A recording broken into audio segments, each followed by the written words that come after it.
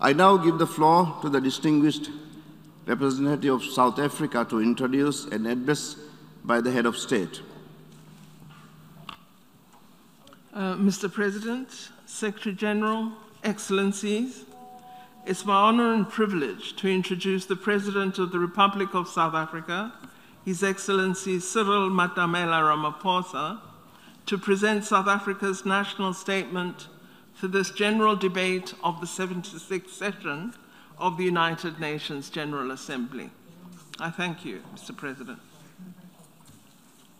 President of the 76th session of the UN General Assembly, Mr. Abdullah Shahid, Secretary General, Mr. Antonio Guterres, Excellencies, Heads of State and Government, colleagues and friends. We join today's General Assembly debate from around the world. The COVID-19 pandemic has forever changed the nature of multilateral engagement, of diplomacy, of business, and of basic human interaction.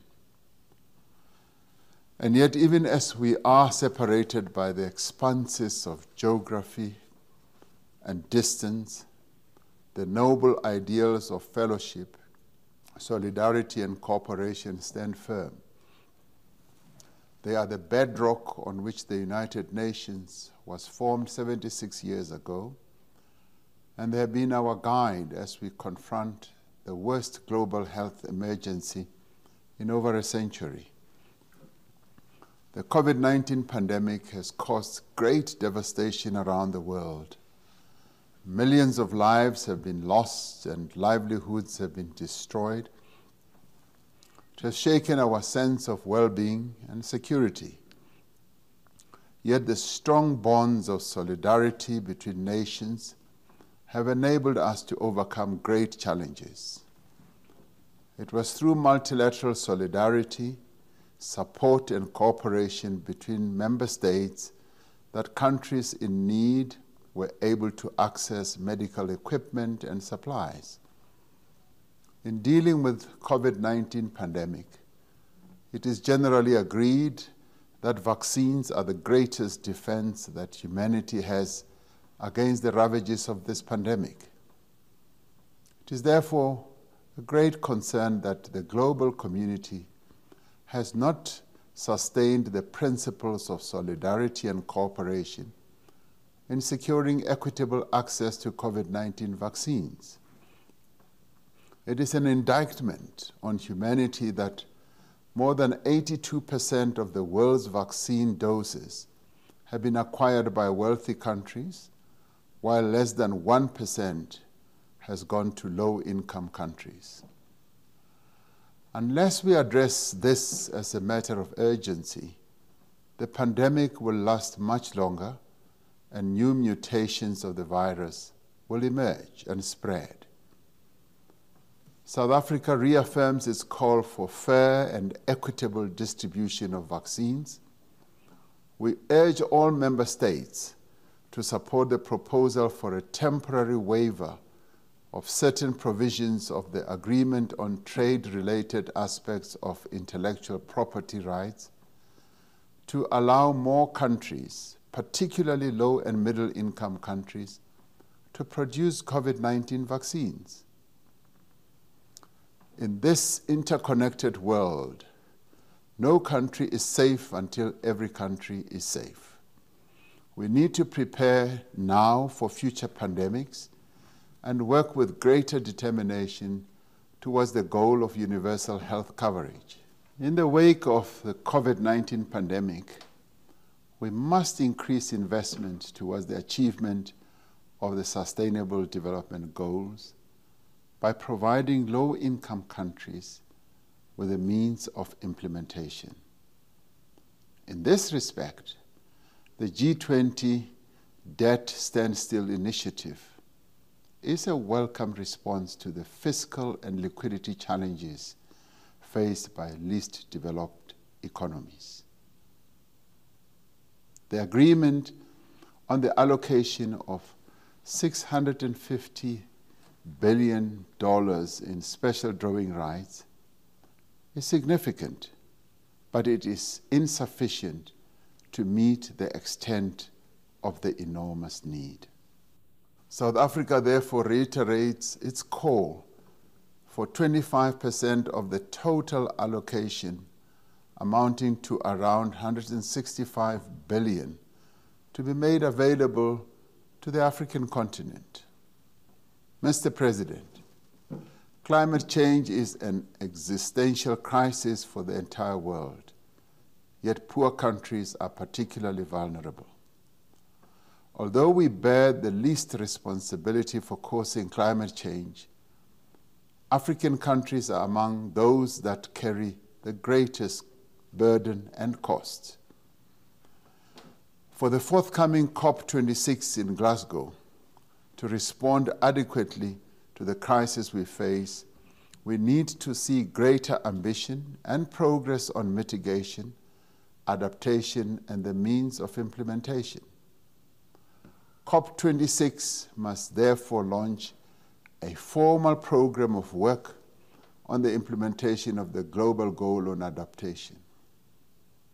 The pandemic has been a stark reminder of our mutual dependency, and that instability in one region of the world inevitably impacts its neighbors. That is why we seek to enhance the relationship between the UN and the African Union in maintaining peace, financing peace-building efforts, and advancing post-conflict reconstruction and development. South Africa continues with its efforts to contribute to international peace and security through our membership of the Peace-Building Commission and our continued engagement in UN peacekeeping. The right of the Palestinian people to self-determination has been raised in this assembly for almost as long as this body has been in existence. We raise it again today, not because we are bound by practice to do so, but because we resolutely believe that there shall be no peace and no justice until the Palestinian people are free from occupation and are able to exercise the rights for which this United Nation stands for. We have a responsibility as the nations of the world to spare no effort in finding a just, lasting, and peaceful solution, one that is based on internationally agreed parameters enshrined in the relevant UN resolutions. We reiterate our position that the people of Western Sahara have the right to self-determination in line with the relevant African Union decisions and UN Security Council resolutions. South Africa further affirms its solidarity with the Cuban people and calls for the lifting of economic embargo that has caused untold damage to the country's economy and people. Mr. President, this year marks 12 years since the start of the intergovernmental negotiations process and 16 years since the World Summit of 2005, where world leaders unanimously agreed on early reform of the Security Council. We have not honored this undertaking. South Africa reiterates its call for urgent reform and for a move to text-based negotiations through which an agreement can ultimately be reached. We must address the underrepresentation of the African continent in the UN system and ensure that the voice of the African continent, wherein 1.3 billion people reside, and the global South in general is strengthened in the multilateral system. Concurrent with achieving equitable geographical representation in the UN, we must also address the question of gender parity. Yesterday, we marked the 20th anniversary of the adoption of the Durban Declaration and Program of Action at the World Conference Against Racism that was held in South Africa. This remains the international community's blueprint for action to fight racism and other forms of intolerance. We are bound by a common responsibility to fight both the legacy of past racism and the manifestation of racism in the present. Racism, like sexism, like xenophobia, like homophobia, demeans all of us. It undermines our humanity and stifles our efforts to build a world that is rooted in tolerance, in respect, and in human rights. We must use this anniversary to renew our commitment to combating racism, racial discrimination, xenophobia, and related intolerances wherever they are found. Mr. President, the challenges we face are immense. We have to drive the global economic recovery. We have to implement the 2030 Agenda for Sustainable Development. We have to advance gender equality and the empowerment of women. We have to address climate change, maintain peace and security, and protect society's most marginalized. Above all, we must close the wounds of poverty, inequality, and underdevelopment that are preventing societies from realizing their full potential. This can only be done within the framework of a revitalized and reformed multilateral system with a strong and capable United Nations at its center.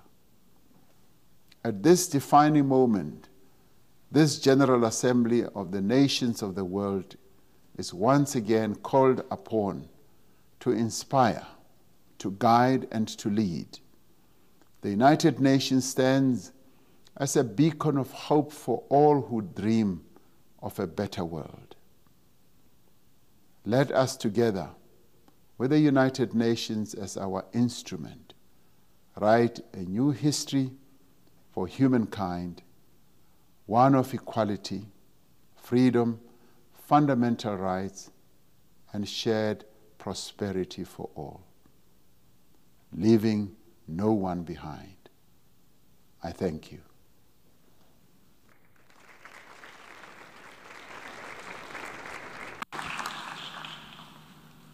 On behalf of the General Assembly, I wish to thank the President of the Republic of South Africa for the statement just made.